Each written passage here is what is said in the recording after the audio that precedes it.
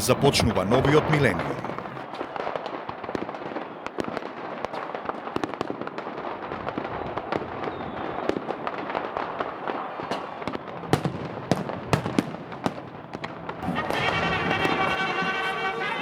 Пречекот на новата 2000 година е како пречек на една голема нова година. Пречек на новото илјадалетие. Затоа во целиот свет, па и во Македонија, се чувствува поголема еуфорија. Очекувањата од новото што треба да дојде се поголеми.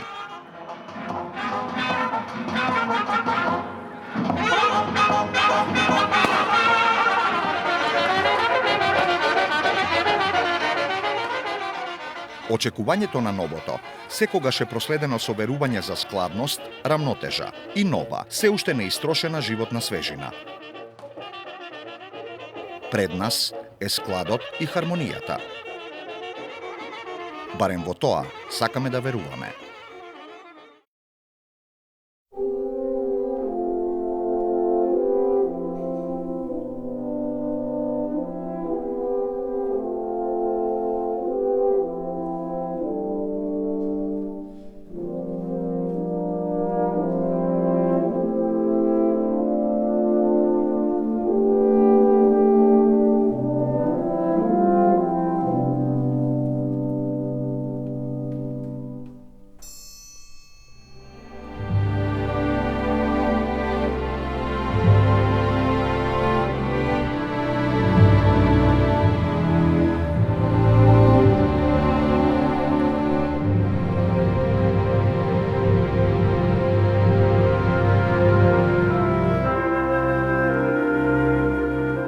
Болната точка во развојот на младата македонска држава е периодот на транзицијата. Започна со самото осамостојување и сите верувавме дека тој процес мора или треба еднаш да заврши. Сите верувавме дека знаевме многу за социјализмот, се обидувавме да ги сватиме и разбереме механизмите на капитализмот, но никој не успеа прецизно да го објасни и протолкува преминот од социјализам во капитализам.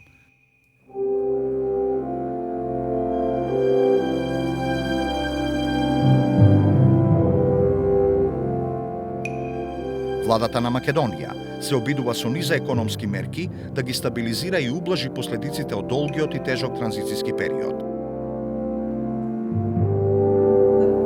Коалицијата која владееше во државата 2000 година, значи дојде ја извои победата на изборите 98 на бранот на економски очекувања, односно добивме ВМРО ДПМН која беше на извесен начин, да речам, култивирана или цивилизирана со присуството на демократска алтернатива, која требаше да биде оној фактор која ублажува инаку националистичката, да речам, реторика и пристап на тогашното ВМРО. 2000 година беше година на успеси.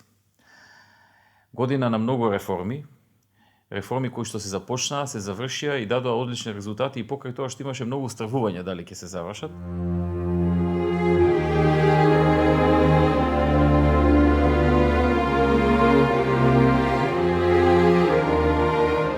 Прецизниот Бишваџи Банерчи од Меѓународниот монетарен фонд веќе 6-ти ден врши проверка до каде сме со реформите.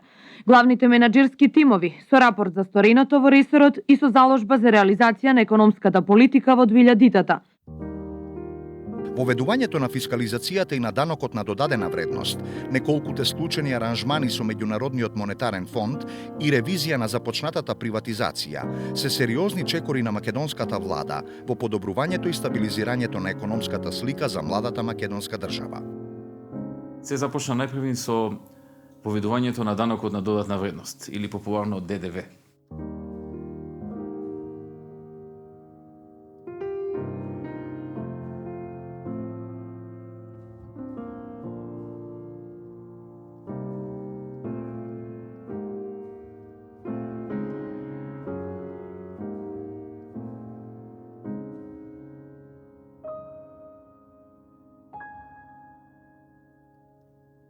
Воведувањето на данокот на додатна вредност во секоја држава представува еден потрес. Годината кога се воведува еден таков данок е доста тешка и критична за една буџетска политика. Меѓутоа нема бегање од тоа. Но нема бегање, кога тогаш мора тоа да се преживее. Мораме да поминеме преку тоа. Што и да биде, колку и да ни биде тешко, колку и да има проблеми, колку и да ни треба труд и по било која цена ние мораме да го введеме данокот на додатна вредност, кој што е пракса во сите западни и не само во западните земји и кој што на долг рок на Македонија ќе донесе многу добри можности, многу добри резултати во пребирањето на данокот.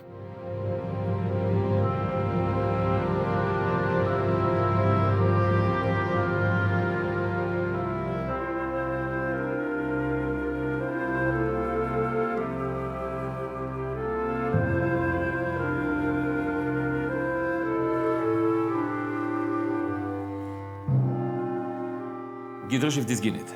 Знаев што правам, знаев каде одам. Точно ги имав пресметано сите ризици и можните одговори на тие ризици. Се сеќавам некаде во март 2000 година, значително порасна притисокот на јавноста, вклучувајќи ги медиумите, независни експерти, опозиција и така натаму. Тој почна се пресликува и на министрите во владата. На една од седниците министрите ме прашаа што правиме, дали си свесен каде одиме. Веќе не можеме да најдеме економски експерт што се појавува во јавноста кој што не збори против ова. Дека ќе пропаднеме, дека ќе се случи хаос, дека ќе има големи проблеми. Јас категорично тврдев дека се ќе биде во ред и дека не треба да има стравување. На крајот се сеќавам во последните неколку дена пред воведувањето ми се јави тогашниот премиер Георгиевски и ми рече: дали си сигурен во ова што го правиш, дали си длабоко во себе сигурен? Да, кажав дека сум длабоко во себе сигурен и дека знам дека ќе биде добро. Дали си свесен на последиците доколку тргне на лошо и што може понатаму да биде? Реков да, свесен сум и подготвен сум да ја преземам одговорноста доколку дојде до некаков лош развој на наставните. Имаме остварување од 11 милиарди 350 милиони денари, што отприлика значи околу 22-23% повеќе од планираното. И можам да заклучам дека данокот на додатна вредност во најголем дел успеа да ја собери целата даночна евазија. Приходите во буџетот почнаа драстично да растат, без при тоа да имаме некое зголемување на даноци или така нешто слично. Со други зборови, многумина што дотогаш не плаќа, создаваа сива економија. Многумина кои што дотогаш на некој начин наоѓале начини да не го плаќаат данокот на сметка на оние кои што го плаќале данокот, правејќи ги тие што го плаќаат данокот понеспособни, побудали и така натаму, едноставно беа приклештени да мора да влезат во системот и да се намали нелојалната конкуренција во државата. Стана јасно дека државата е заеднички дом на сите, иако дома плаќаш струја, вода, комунали, ме разбирате и телефон, државата ако ја сватиш како твојот дом, во неј ќе плаќаш данок, за да има струја, вода, образование, здравство, улици и патишта. Фискалните сметки се дел од сите спортски успеси. Затоа, побарај фискална сметка, за да добиеш поквалитетен живот. Министерство за финансии, за заедничко добро. 2000 година нашата екипа се подготвуваше да учествува на Олимписките игри во Сиднеј. Меѓу екипата беше и нашиот носител на медалите од претходните светски и европски првенства Могамет Ибрахимов. Тој настапи изворедно подготвен и едноставно знаете дека освои првата медалја бронзена за Македонија. Дојде иранец кој беше светски првак да се бориме и тоа претходно на 3 месеца пред Олимпијадата отидовме у Египет на еден турнир у Александрија. Иранецот го победи нашиот, значи изгуби, ами тоа изгуби тактички. Тој го познавав ја многу длабоко дека фаќа за една нога, нашиот имаше специјалност. И сите очекува, ја викав, бев убеден 100% дека ќе земеме медалја. И публика, и наши спортисти, све, и како ќе земеме? Гледајте, полека, негова минута е последната минута. И иранецот го терат, влегове у ногу и овај го паќа исто така. Со голем една амплитуда и на сред струнјача го тресна и зема медалја. Тоа беше еуфорично, убаво за целиот македонски народ, со многу јавување, со многу телопи дека Македонија веќе медалист и меѓу светот борачки, меѓу светот спортски, меѓу олимписките, да еден млад олимписки комитет освои медалја, што беше голема гордост за сите нас.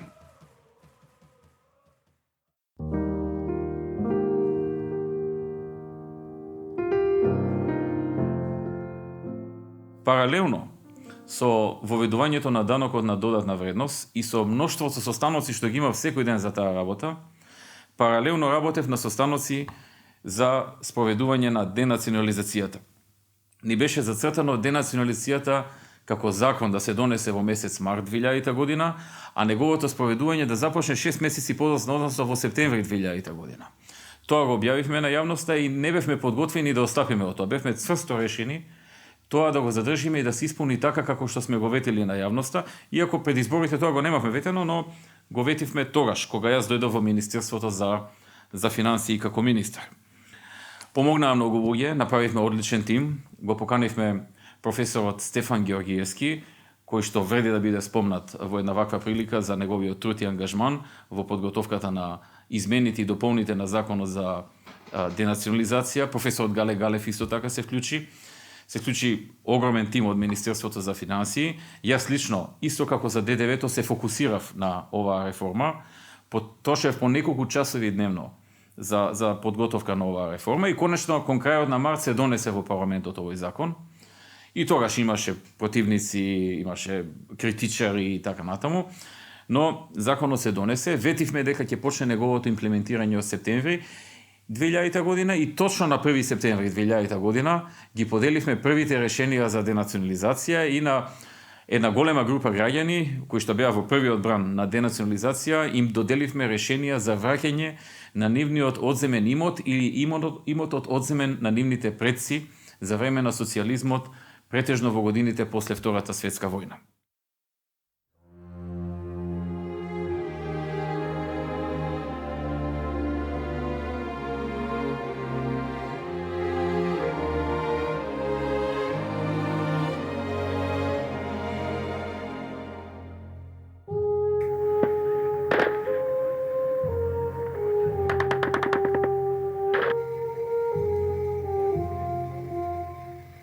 Они иду, али српска војска и полиција долази. Катар! А Шипtar неće да постои! Ќе остане ли Македонија вистинска и единствена оаза на мирот и покрај случувањата во соседно Косово? Ова прашање го постави актуелната политика, но неговата тежина, важност и суштина длабоко продре во свеста на обичниот македонски граѓанин. Се изнагледавме од ужасите на војната на просторите на поранешна Југославија и некако скришно се надевавме и верувавме дека во нас постои свест и сила да одолееме и да го зачуваме мирот. А на Балканот, тоа е веќе друга приказна. Косовската војна во регионот измести многу работи. Политички, безбедносно, измести многу работи. Практично се направи реконфигурирање на Балканот, кој уште трае. Некои прашања не се затворени, некои се до половина решени, некои народи во регионот се многу незадоволни, некои се задоволни, некои се рамнодушни кон тоа што се случуваше, меѓутоа, по моје убедување, после независноста на бившите југословенски републики 1991 година, ова е најголемото геополитичко тектонско пореметување во регионот. Балканот тој период уште не беше безбеден. Косово беше една точка нестабилна, која што беше како темпирана бомба, која што може да експлодира и тука да и околните држави, вклучувајќи и нас, да не вовлече, бидејќи поголемиот дел од албанците се интимно врзани со Косово и повеќе за Косово се секира отколку за некои наши работи. Македонските албанци почувствуваа дека во тој момент со Косовската војна или војната за Косово 99-та се води битка практично за се албанската кауза во регионот. Тие имаше многу луѓе кои од тука отидоа на Косово, македонски албанци, да се борат за таа кауза на Косово. Имаше за сето време, ја би рекол сосема логична логистичка поддршка на луѓето од тука кон нив.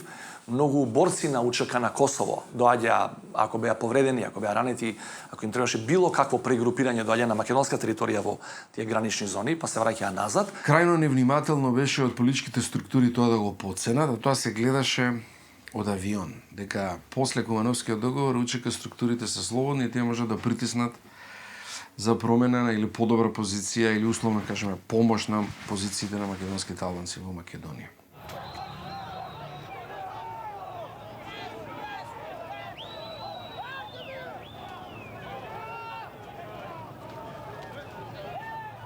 Иако Косово веќе беше ослободено, се уште постоеше тензија и веројатност за проширување на конфликтот кон Македонија.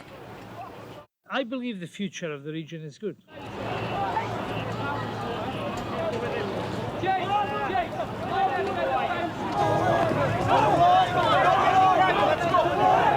Двилјадата година посебно беше бурна и за соседството, посебно во Србија. Во Србија од војните имаше многу ратни профитери, имаше многу криминалци, многу војници останаа без работа и тие нема друга работа, освен да се занимаваат со криминал. И имаше многу големи мафијаши, Аркан, Ашанин и плејада криминалци кои што за жал почна да им стануваат херои на Белградската младина. Но со држава нема играње. Кога заврши нивната улога, државата ги среди.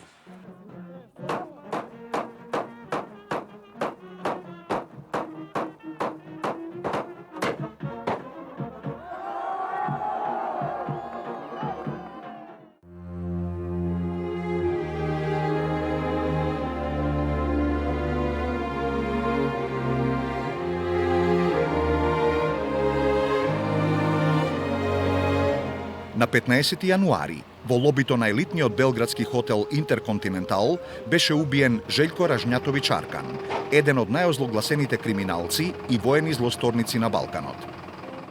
Инциденти се можни од овој тип, меѓутоа вие не можете да имате мафија која е посилна од државата никогаш повеќе на Балканот.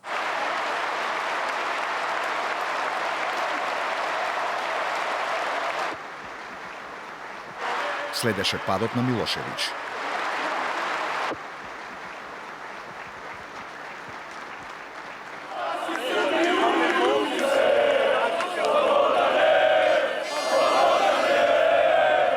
Крајот на режимот на Милошевиќ, освен пресудното значење за идниот развој на Србија и Црна Гора, представува исклучителен настан и за целиот регион. За прв пат, по распадот на Југославија, во сите држави во регионот, на власт се етаблираат демократски влади, кои се посветени на регионалната соработка и интеграција во европските и евроатлантските структури. Во последен момент, всушност, Србија или српскиот народ доби шанса да биде спасен. На некој начин може да се третира ова дека исчезнува лошиот дух од Балканот, околу кого беа сврзани 4 балкански војни и симнат е еден, би рекол, повеќе имагинарен ѕид кој успеа еден човек во рок од 10 години да го препречи во менталната сфера на граѓаните на Србија. После падот, паѓањето на Милошевиќ и уште неизбрана новата влада на Джинџич, која дори од декември беше избрана, се случи настани во Јужна Србија, прво политички настапи, а потоа и директни оружени истапи, конфликти, дојде до формирање на така нареченото ОВПМБ. Балканскиот воен оган беше изгаснат, но жарот се уште тлееше и топлината на широко се чувствуваше. Македонската политика презема низа активности за да се донесе цврст мир и меѓусебно разбирање помеѓу народите и државите на Балканот.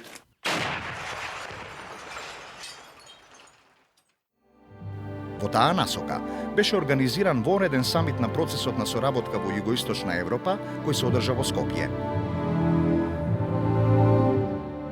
На наша иницијатива и покана, председателите и премиерите на земјите членки на процесот за соработка на земјите на Југоисточна Европа се одзва и изразија спремност да расправат за безбедноста и стабилноста во регионот и така да разговараме околу просперитетот, околу заедничката иднина на регионот, да се координираат, можно се координираат дел од активностите на она што значи наше побрзо интегрирање во Европа и евроатлантските интеграции и на некој начин усогласување на напорите кои одат во правец на што побрза имплементација на пактот за стабилност. Македонија нели очекува еден постабилен Балкан и една поголема соработка на балканските држави и нормално на некој начин тоа е индиректна потврда на улогата на Македонија која има во оваа деценија во Балканот. Нормално тоа малку символично се совпаѓа со тоа што ние ова година сме преседавачи на процесот за Југоисточна Европа, што ни ја дополнува таа слика, меѓутоа верувам дека тоа ќе биде една добра конференција и ќе се вклопи во оној нов дух кој ние го бараме за Балканот. Самитот, кој се одржа непосредно по падот на Милошевиќ, на одреден начин ги верификуваше позитивните промени во регионот преку присуството на новоизбраниот председател на Сојузна Република Југославија, Воислав Коштуница. На билатералната средба меѓу председателите Трајковски и Коштуница, одржана на маргините на Скопскиот самит, беше договорено интензивирање на преговорите и скорешно затворање на најгорливото отворено прашање во односите меѓу двете земји – демаркација на меѓусебната граница. Таа граница си постоеше и пред тоа, и по тоа, и сега, и понатаму се подпишува и други договори. Со распадот на поранешна Југославија беше тоа спаѓање речено дека административните граници на државите што ја сочинува поранешна Југославија се државни граници на државите кои произлегува од таа тогашна држава.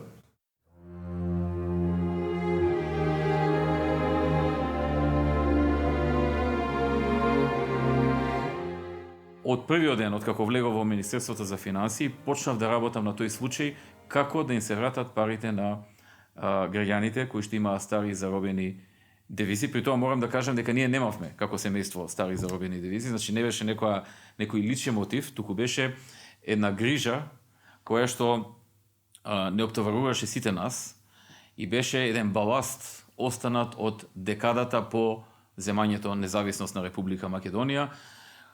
Би рекол, многу граѓани веќе почнаа да позабораваат, да се откажуваат, да сметаат дека тоа е веќе загубена работа и дека треба да ги заборават тие пари.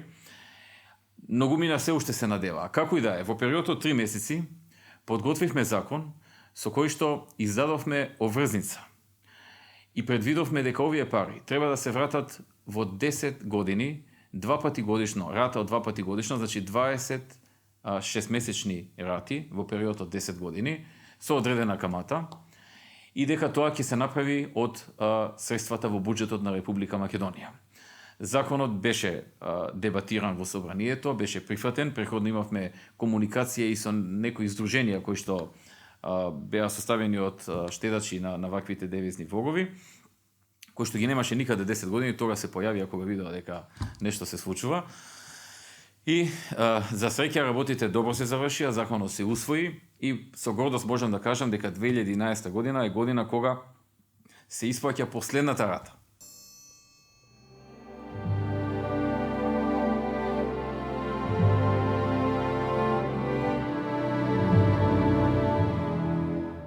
Тоа беше годината кога ги завршивме преговорите за стабилизација и асоциација. Ќе треба изонредно големи промени да се случат на реформски план, на градењето на нашиот систем, на апроксимацијата на двете законодавства, на еден енормен законодавен опус што е изграден во рамките на Европската унија, толку години веќе таа постои и на приближување на двете законодавства низ нашите активности дома.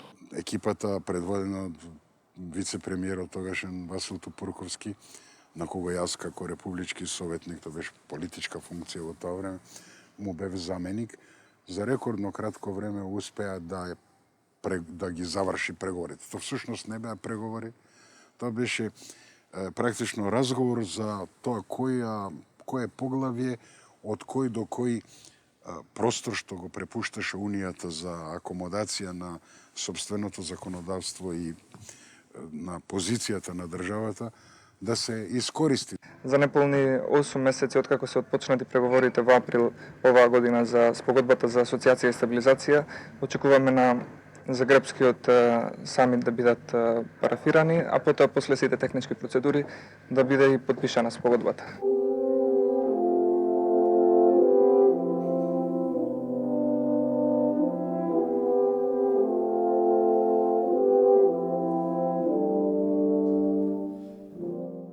Звездата на Загребскиот самит беше Република Македонија, која на маргините на самитот официјално ги финализираше преговорите за склучување на спогодбата за стабилизација и асоциација, како прва држава од Западен Балкан која потпиша таков тип на асоцијативен договор со Унијата и го парафираше текстот на спогодбата. Доста лесно од наша страна ја завршивме работата, бидејќи тогашната влада на ВМРО ДПМН Демократската алтернатива и ДПА беше однапред договорена меѓу себе, постоеше цврст консенсус меѓу учесничките во таа коалиција, прашањето да се симне од дневен ред што е повргу и да се надомести изгубеното време. Основно е останува и ќе биде навистина едно сериозно прашање за нашата собствена организираност, политичка волја и политичка дисциплина, дури не само на владеечката структура, туку и на купната политичка структура, оваа година да спроведеме интензивен реформски процес. Без тоа ние немаме шанса да ги разрешиме прашањата на нашето приближување кон Европа. На крајот на таа година, Европската банка за обнова и развој објави список на најголеми реформатори за 2000 година како држави. Ке потсетам, Македонија беше прва во Европа. Значи, прва во Европа за 2000 година според спроведените реформи.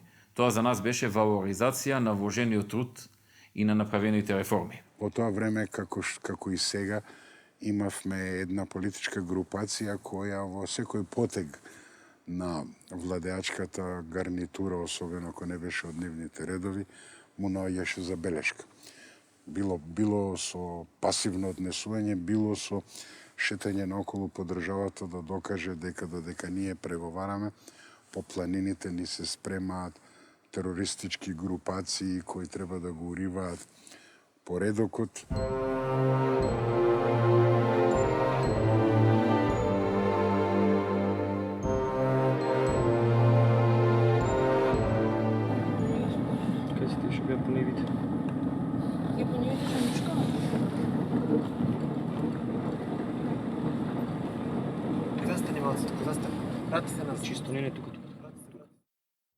Според климатските фактори и според поднебието, во Македонија теоретски секоја пролет може да биде релативно топла, но таа 2000 година се повеќе се зборуваше за жешка политичка пролет во нашата држава.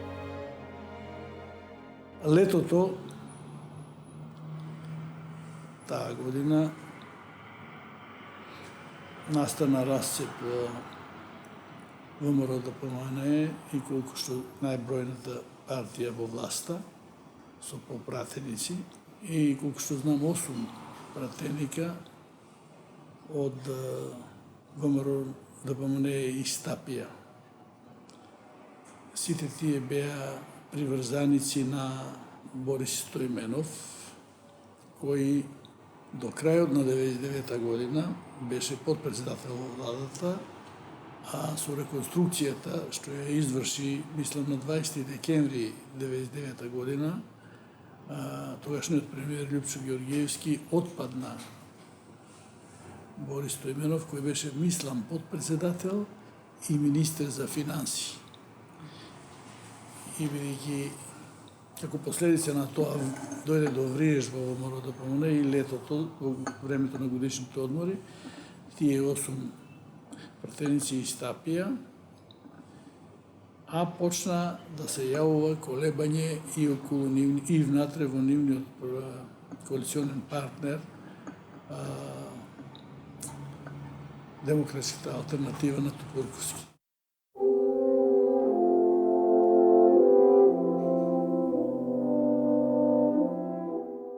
Коалицијата ќе биде само со Демократската алтернатива во овој момент, како што се разговара.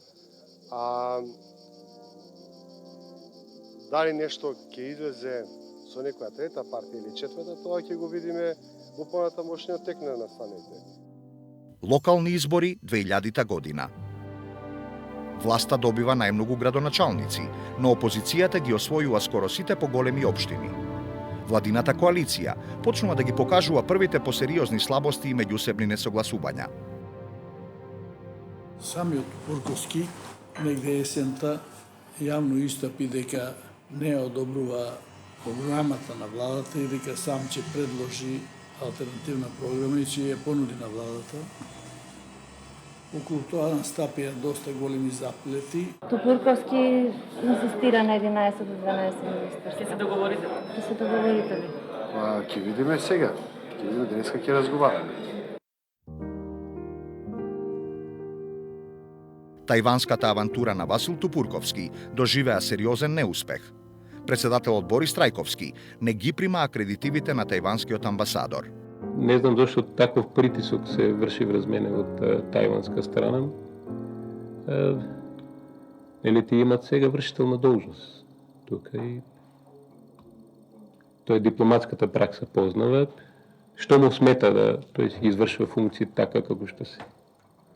Кон крајот на 2000 година, значи, еден од серијалот на настани кој е вовед во 2001-та е и растурањето на владеачката коалиција, односно излегувањето на демократска алтернатива од власта. Се смеда дека тоа е токму последица на неуспешноста на авантурата Тајван и нарушените односи помеѓу Тупурковски и Љупчо Георгиевски.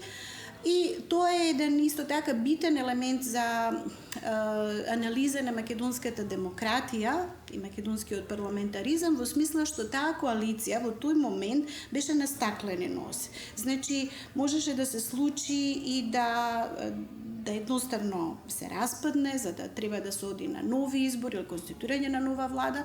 Меѓутоа се случи еден страшен притисок врз парламентарците да преидат од демократска алтернатива, да формираат нова група, односно да останат приврзани до владеачкото мнозинство на ВМРО ДПМН и на тој начин ВМРО фактички ја преживеа таа политичка криза. Дојде до таа промена да службениот дел, они што останаа со господин Тупурковски, пратеници од демократската алтернатива да истапат од владата и се поставуваше прашање дали таа влада има мнозинство. Се покажа дека владата има мнозинство и без струјата на Борис Стоименов и она на Тупурковски и беа избрани министри кои ги заменија министрите од демократската алтернатива и председателот на собранието.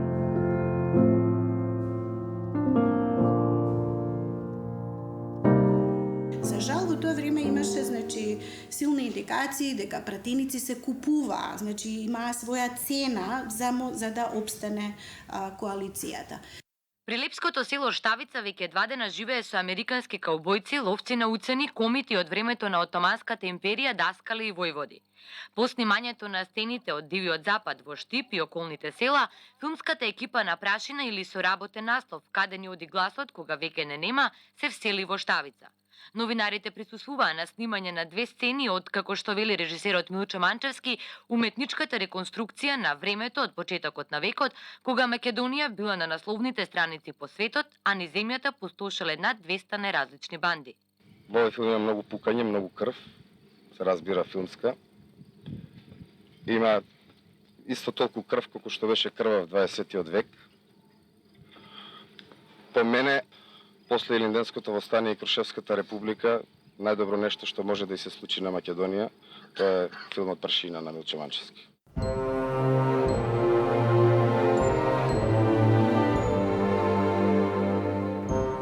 После 98 година е суштествена смена на политичките актери на сцена. ВМРО со Љупчо доаѓа првпат во коалиција со ДПА и Џафери и Тачи, една драматична промена, која имаше и позитивни ефекти во економијата пред се. Меѓутоа, која разви една теза за релаксирани меѓуетнички односи, кои можеби они така ги гледаа, можеби тие стварно беа така.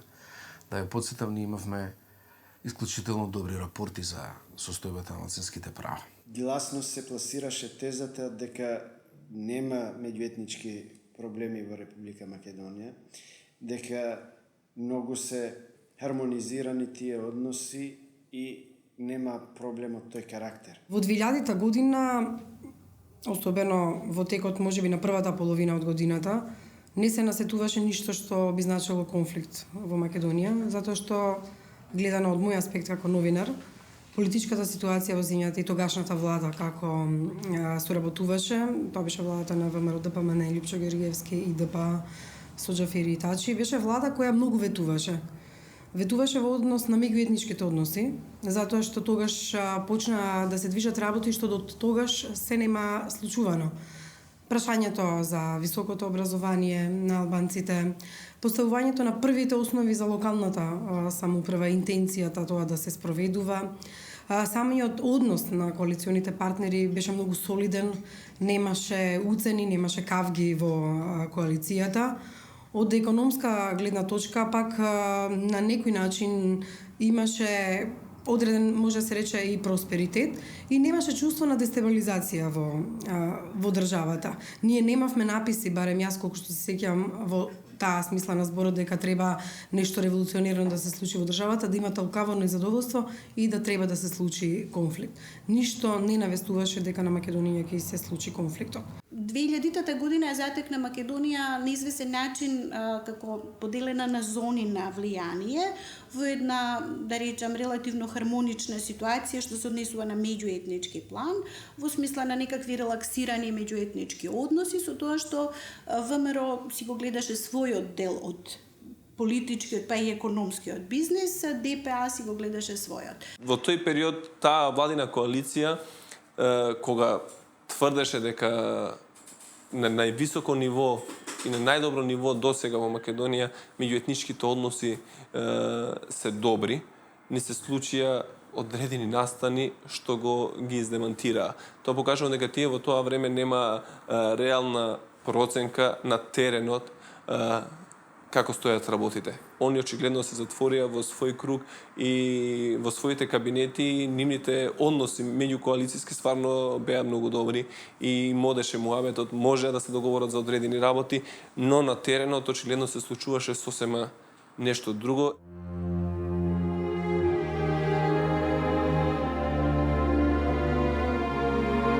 2000-та година е период кога посебен акцент беше ставен врз барање на законска рамка за регулирање на употребата на албанскиот јазик во државата.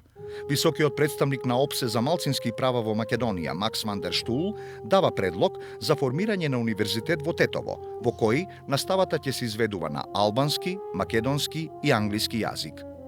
Во чест на високиот представник на ОПСЕ, овој универзитет во Тетово долго време го носеше неофицијалното име Штулов универзитет. Овој зачетник на употребата на албанскиот јазик во високото образование ја отвори долгата јавна дебата. Дали Штуловиот универзитет да биде приватен или да биде под државна капа? Што се однесува до високото образование на албанците во Македонија, мислам дека тоа е еден од генераторите, ако не е главен, ама еден од генераторите кој што доведе за жал да не се случи тоа што не се случи во 2001. Ги влече корењата, сите знаеме, од далечна 94. година, кога имаше обид да се отвори висока образовна институција, во што албанците тогаш беа спречени. Во таа намера дури падна и жртви. За жал, единствената цел беше да можат на својот мајчин јазик да се образуваат.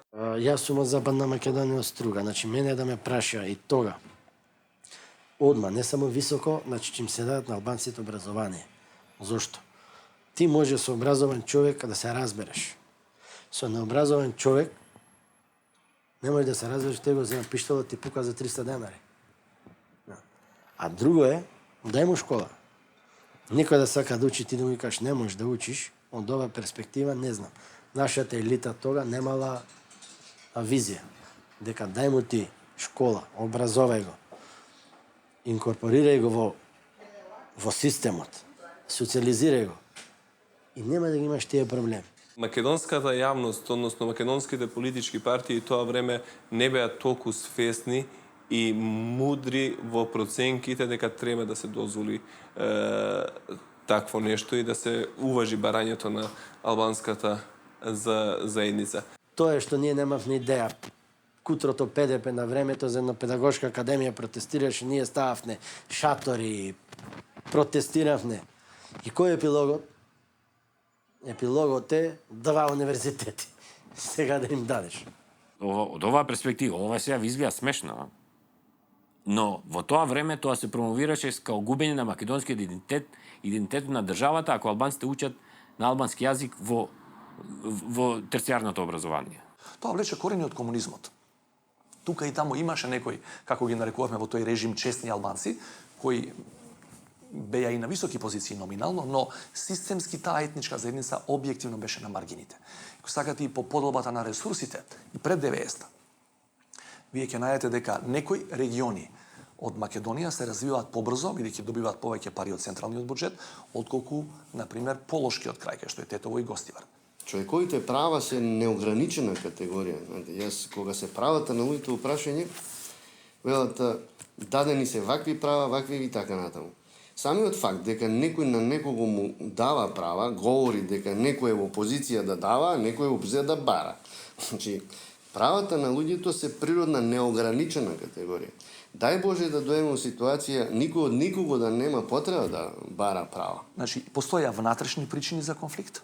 Ја воопшто не велам, кажувајќи го ова, дека имаа право тие што пукаа во полицијата и во војската, напротив. Мислам дека се, тоа е мојата животна филозофија, ама баш се, мора да се одработи низ институциите. И мора да се договориме како луѓе, наместо да пукаме еден во друг и дури потоа да речеме, ај сега да разговараме. Значи, не го оправдувам тоа, само ви кажувам, постоеше фрустрација на албанската заедница, која 10 години по комунизмот практично воопшто не беше интегрирана во системот. Статистиката тоа речито го говори. Постоја максимум 2,5% албанци во целокупната државна администрација. Во тие така наречени сензитивни државни органи, полиција, војска, тајни служби, немаше ни во промили. Се укажуваше на тоа дека нешто се спрема, но никој не сакаше да верува дека нешто се спрема посериозно во Република Македонија. Политичката и меѓуетничката ситуација во северозападна Македонија почна да се влошува.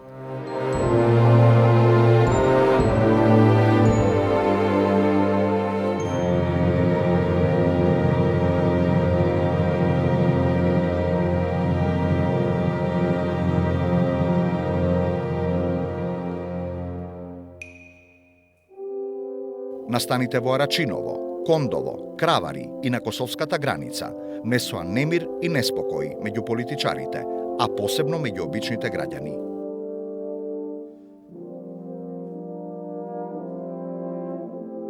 Синоќ околу 22 часот и 30 минути на патот за село Арачиново Скопско, близу фудбалското игралиште на фудбалскиот клуб Шкендија, засега непознати сторители извршиле напад со огнено оружје врз припадници на Министерството за внатрешни работи, кои вршеле контрола на моторни возила во врска со попречување на кривичните дела од земање и кражби на возила на подрачјето на град Скопје. При нападот од сторителите биле употребени 3 автоматски пушки и 1 пиштол, а од истрелите животот го загубиле Ерол Готак, 27 годишен инспектор во ОВР Газибава, Кирил Петрушевски, 23 годишен полицаец во полициската станица Газибава и 26 годишниот Ацо Ангеловски, полицаец во полициската станица за безбедност на патниот сообраќај. Ни се случи Арачиново, каде загина тројца полицајци. Мотивите иако беа криминални за тоа случување, но очигледно некој многу добро го испланирал тоа да заземе таков тек. Од самиот ден на злосторот постојат тенденции тој да се злоупотреби за поттикнување на меѓуетнички тензии во државата, имајќи предвид дека меѓуетничките односи се еден од најважните фактори за стабилноста на нашата држава. МВР мора да ги расветли мотивите на убиците и тоа да го соопшти јавно, бидејќи една работа е ако се работи за класичен криминален акт, а друго е ако е во прашање убиство од други победи, например, верска нетрпеливост или политички цели. Тогаш во целиот свет тоа се нарекува тероризам. Случајот во Арачиново според мене е класичен криминален акт со дебела криминална позадина, чија генеза допира години наназад во периодот на владењето на Социјалдемократскиот сојуз. Зарем и понатаму ќе дозволиме, колеги и пратеници, методот на распитување, на распит да биде со малтретирање? кога сето тоа може да се направи многу софистицирано. Во тој период, мислам дека премиерот беше уверуван од неговиот коалиционен партнер од албанската страна дека нема ништо да се случи, дека се е во ред, дека се тоа изолирани инциденти. И мислам дека премиерот веруваше во тоа, дека тоа се изолирани инциденти. Иако службите укажува на тоа дека се припрема нешто, дека се спрема нешто. Ете, јас се уште не би сакал да давам никаква политичка конотација на инцидентите, меѓутоа се уште длабоко сме убедени дека се работи за криминални спреги.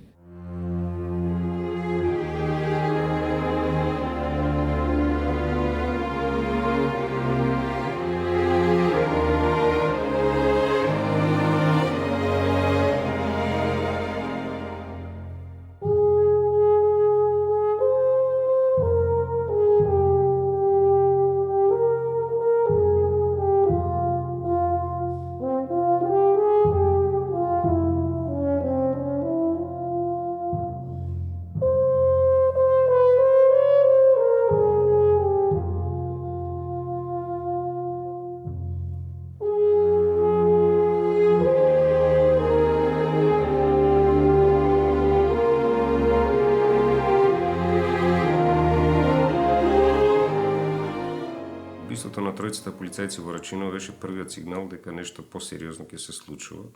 Тогаш полицијата интервенираше адекватно, брзо. Имаше одредени апсења, се знае сторителите. Мислам дека тоа убиство требаше да биде главниот сигнал во структурите на МВР за преземање на некои посериозни мерки за припремање на полицијата за тоа што предстои. Но сепак тврдам дека некој не сакаше во врвот да верува дека може да дојде до такво нешто, до посериозен конфликт. Убиството во Рачиново е јануари 2000 година, значи една година е пред нашиот конфликт, и до ден денеска има прилично контроверзни позиции, две сосема спротивни позиции за неговата суштина. Значи, освен што имаме 3 полицајци убиени на влезот во селото при вршење на редовна полициска патрола, некои луѓе се склони да веруваат дека тоа е практично почетокот на македонскиот конфликт. Јануари 2000-та. Други велат дека е тоа само обид на тогашните параструктури да се накалемат на една акција, значи да се закачат за една акција која од аспект на нивната филозофија во тој период, нивниот концепт, платформа, им вршеше работа. Затоа што е факт дека постои соопштение на тогашната ОНА, кој е издадено многу подоцна од реалниот настан, кој се случи во јануари, ви реков, во кој се вели ова е наше дело, ние ја преземаме одговорноста заради тие и тие причини. Мој впечаток е дека, но за тоа треба дополнителни истражувања, не можам да бидам до крај сигурен, мислам дека тоа не е почетокот на војната во Македонија. Мислам дека тогашната ОНА само умешно го искористи тој настан за да го најави своето присуство и на овој простор. Следеше Осломеј, после Осломеј следеше гранатирање на полициска станица исто во Теарце, во Тетовско, што значи дека интензитетот постојано растеше. Јас се сеќам дека 2000-та година бев поканета во Маршал центарот во Германија, во Гармиш-Партенкирхен, заедно со Ветон Сурои, да зборуваме за перспективата на Македонија-Косово. Додека Ветон Сурои беше благодарен на НАТО силите за интервенцијата и спасување на многу животи, јас во мај 2000-та година јавно кажав, до година, кога ќе ме поканите на вашиве средби, јас нема да можам да дојдем, затоа што во мојата држава ќе има војна. После само неколку месеци, моите колеги кои беа присутни таму ми се јавуваа на телефон да ме прашаат како можеше да знаеш. Јасно, 2 и 2 се 4, мислам, сите елементи беа веќе на сцената. За чести е инцидентите на границата со Косово. При извршувањето на редовните обврски во рамките на граничното обезбедување, граничната патрола од караулата Долно Блаце во 14:30 часот на оддалеченост од 1 километар северисточно од караулата во длабочина од 50 метри на наша територија забележала 20 илегални преминувачи. На предупредувањето да застанат, тие веднаш се повлекне на територијата на Косово среде Југославија, а граничната патрола според постапките на граничното обезбедување поставила заседа. По половина час на местото на настанот е испратена нова гранична патрола во состав од 4 професионални војници. По известно време врз неа е отворен оган од снајперско огнено оружје, при што двајца војници се ранети. Состојбата од државата сосема нормална, но овдека очигледно станува збор за голема пречка во однос на армијата на Република Македонија, која ми ги отежнува шверцот и бизнис интересите на одредени групации кои сакат да постигнуваат големи профити. Меѓутоа, жалосно е тоа што, а и за нас е прилично непријатно, што се употребуваат крајно ригорозни методи. Методи кои не можат по ниедна друга основа да бидат квалификувани освен како терористички зафат.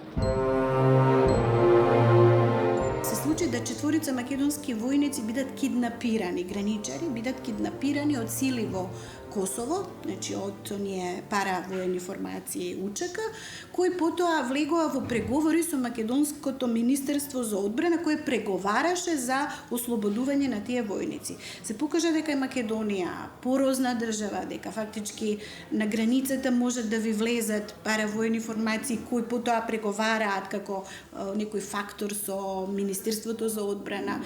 И сето тоа покажа една ровита ситуација, една јасна слабост на државата.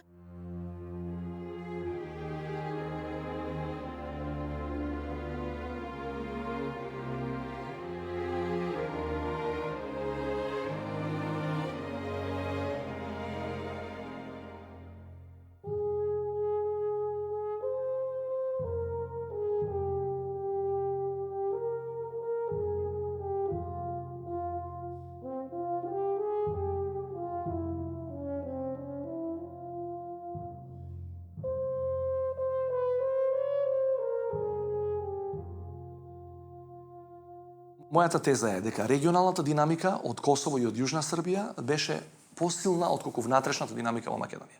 Јас често знам да кажам дека и да беше идеална меѓуетничката ситуација внатре во Македонија, а не беше, и да беше идеална, повторно регионалната динамика после туку-што завршен косовски конфликт, пошто туку-што завршен конфликт во Прешевската долина, кој каде што исто имаше меѓународна заедница и еден вид на мировен договор меѓу српската држава и тие бунтовници на југот на Србија, повторно ќе имаше обиди од некој од нив да го пренесат тоа насилство и преку граница. И тоа се случи. Че во првите 2 до 3 месеци од македонскиот конфликт ние имаме доминантен број на борци од таа структура кои доаѓаат од преку граница. И после одредени акции се враќаат пак преку граница назад. На почетокот немаше организирано луѓе од страна или ова, значи беа локални луѓе, но од денешен аспект мене ми е јасно дека тоа албанскиот фактор во тој момент го нема смислено. Значи тоа